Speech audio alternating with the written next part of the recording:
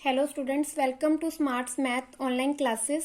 Students, आज हम नया टॉपिक स्टार्ट करेंगे जिसका नाम है कन्वर्जेंट सीरीज। सबसे पहले हम कन्वर्जेंट सीरीज की डेफिनेशन देखेंगे कि क्या होती है कन्वर्जेंट सीरीज।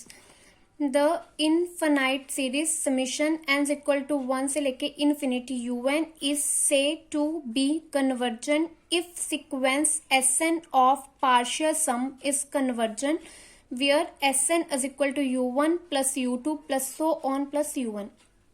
क्या कहते हैं कि the infinite series summation n equal to 1 से लेके इन्फिनिटी un की कोई भी इनफाइनाइट सीरीज है un is said to be conversion, उसको कन्वर्जन कब बोलेंगे? इफ सीक्वेंस Sn, अगर कोई सीक्वेंस Sn है ऑफ ए पार्शियल सम की इस कन्वर्जन की वो कन्वर्जन है। मतलब क्या कहना चाहता है कि अगर कोई भी सीक्वेंस किसी इनफाइनाइट सीरीज के पार्शियल सम के इक्वल है और वो कन्वर्ज कर जाए तो देन वो इनफाइनाइट सीरीज क्या है, वो ऑटोमेटिकली खुद भी क्या हो जाएगी? कन्वर्जन, वेयर Sn क्या है? u1 plus u2 plus u1।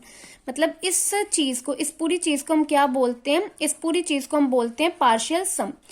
Students, मैंने इससे अपनी पहली वीडियो में सीरीज क्या होती है as well as partial sum of series क्या होता है उसकी प्रॉपर एक डेफिनेशन दी हुई है, जिसका लिंक मैं आपको डिस्क्रिप्शन बॉक्स में आपके साथ शेयर करूंगी।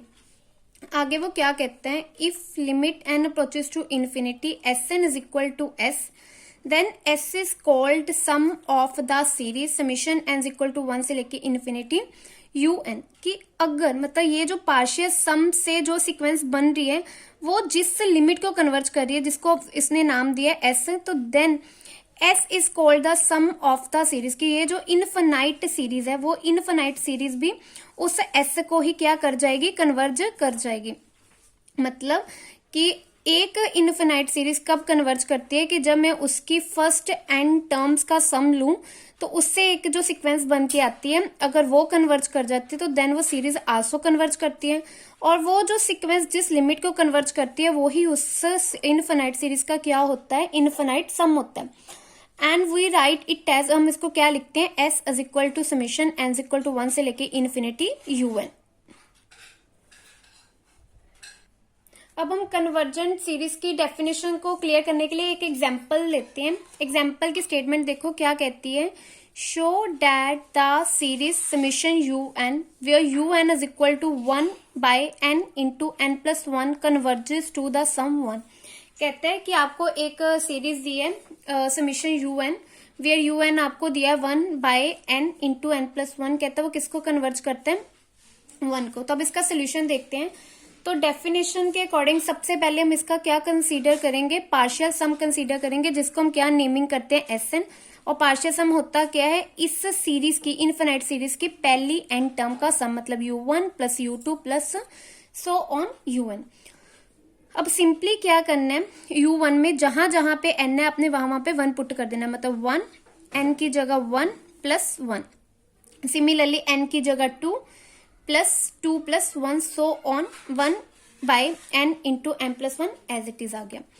तो जब 1 प्लस 1 करोगे आपके पास 2 आएगा। सिमिलरली प्लस 1 बाय 2, 2 प्लस 1 3 आ गया, सो ऑन ये 1 इंटू n प्लस 1 सेम रहा। अब हम देखो कि हमारे पास 1 है तो मैं 1 को ऐसे भी करके लिख सकती हूँ 2 माइनस 1। ये जो स्टेप है ये आपको थोड़ा सा ध्यान पे रखना पड़ेगा कि बिकॉज इसके किए बिना हमारा सम नहीं निकलेगा। बस इतना सा आपने ध्यान रखना है, क्योंकि 1 है तो आपको पता है 2 माइनस 1। आपने क्या करना है? पिछली में से पहली टर्म को क्या कर देना? माइनस। इसी तरह ऊपर 3 minus 2 so on n plus 1 minus n divided by n into n plus 1। अब हम क्या करेंगे? सिंपल एलसीएम सेपरेट करेंगे। एलसीएम सेपरेट करेंगे 2, 1 into 2 minus 1 by 2 plus simple क्या कर रहे हैं? एलसीएम सेपरेट कर रहे हैं 3 divided by 2 into 3 minus 2 into 2 into 3 plus so on n plus 1 divided by n into m plus 1 minus n divided by n into m plus 1। अब simple क्या होगा? 2 से 2 कट हो जाएगा, यहाँ पे क्या आ जाएगा? 1। ये सिंपली क्या बन जाएगा? 1 बाय 2। 3 से 3 कट हो गया तो 1 बाय 2। 2 से 2 कट हो गया तो 1 बाय 3 प्लस n प्लस 1 से m प्लस 1 कट हो गया तो सिंपल 1 बाय n, और n से n कट हो गया तो क्या बना है? 1 बाय n प्लस 1। अब मेरे पास क्या आया, 1 minus 1/2 plus 1/2 minus 1/3 plus so on 1/n minus 1 n plus 1।